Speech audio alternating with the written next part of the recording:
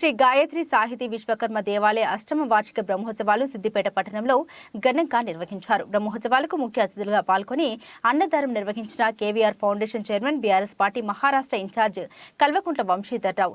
ఈ కార్యక్రమంలో పబ్బోజి యాదగిరిచారి, పుల్లయ్యగారి శ్రీనివాసచారి, మేడోజి నరసింహాచారి, కోశాధికారి బాసంగారి శ్రీనివాసచారి, కేవీఆర్ ఫౌండేషన్ సభ్యులు కోడం రాజ్కుమార్, మహంకాళి రవి, సురేందర్ గౌడ్, కిరణ్ గౌడ్, వేదాస్, వెంకట్, సతీష్, జగదీష్, సంతోష్, కరుణాకర్, భక్తులు తదితరులు పాల్గొన్నారు.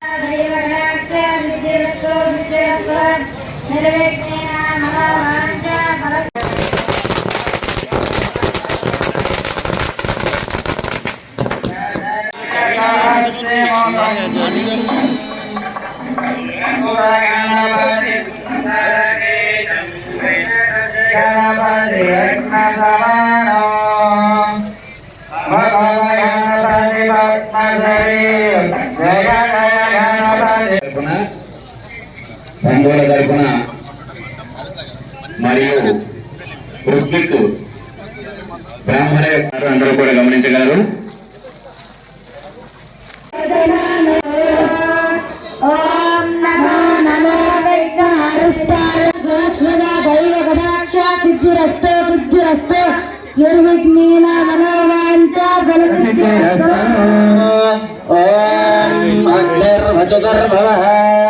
नमस्ते सुगंधले वक्षस्थले पुण्यसुजायमानै प्रमोदमानै रविमन्यमानै पुत्रै पौत्रै श्रीवर्धनं दीर्घः